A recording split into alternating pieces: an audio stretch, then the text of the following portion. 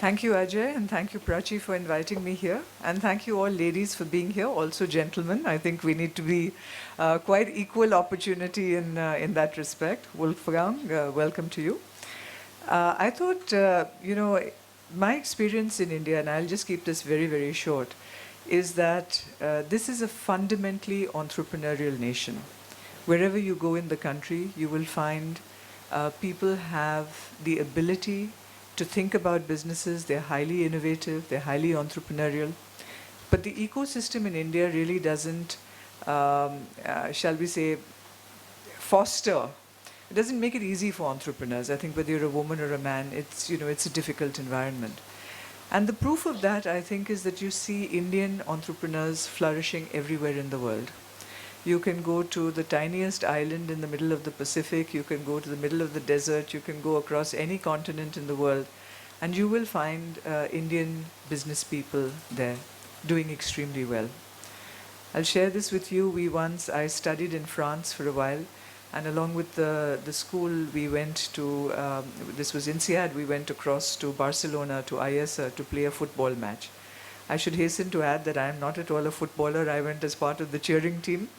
And we went camping. I mean, so we had our tents with us, etc. I mean, all on student budgets, so we went.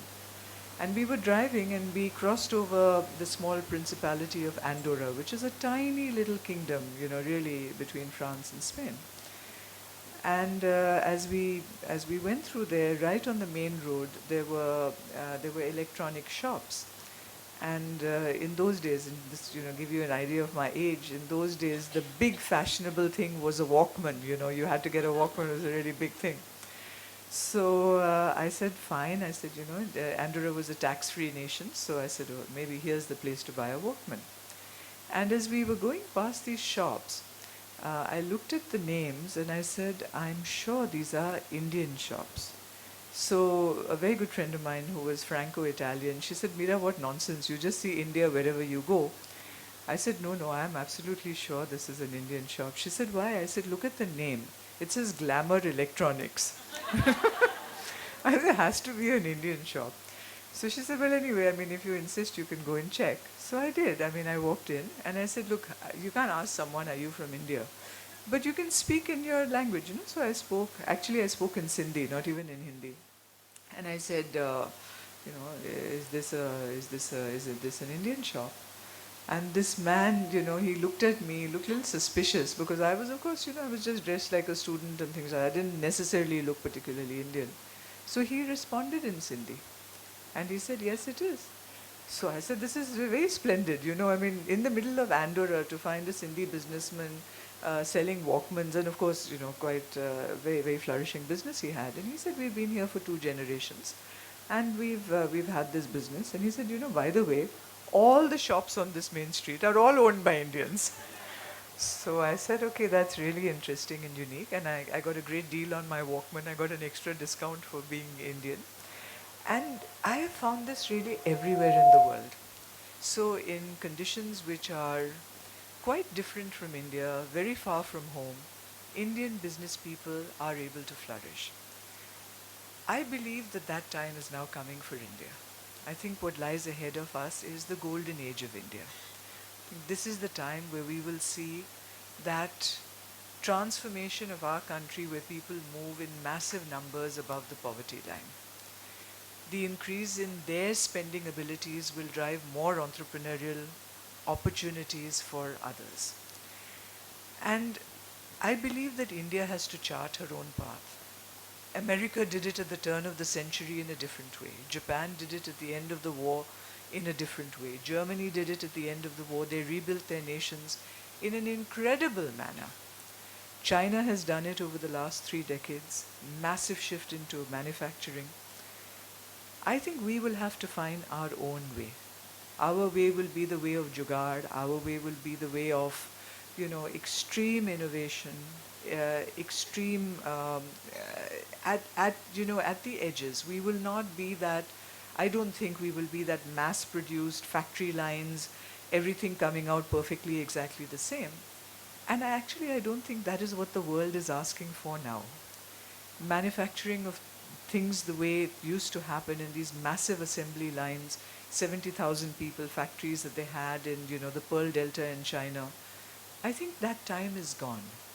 People want things customized. If you look around, I don't think you'll find any two people wearing exactly the same clothes. Certainly they will not be wearing them exactly the same way.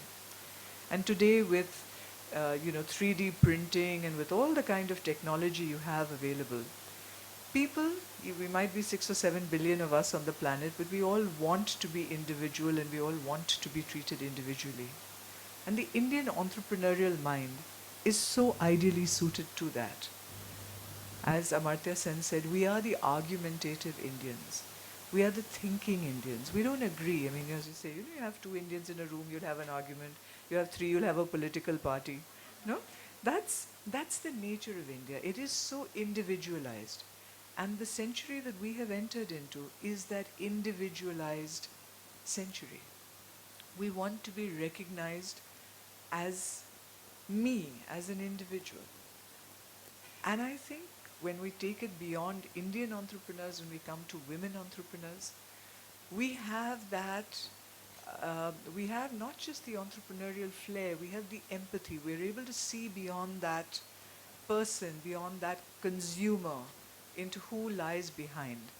And that will help us to personalize our offering, whether it's a product, whether it's a service, whatever it is.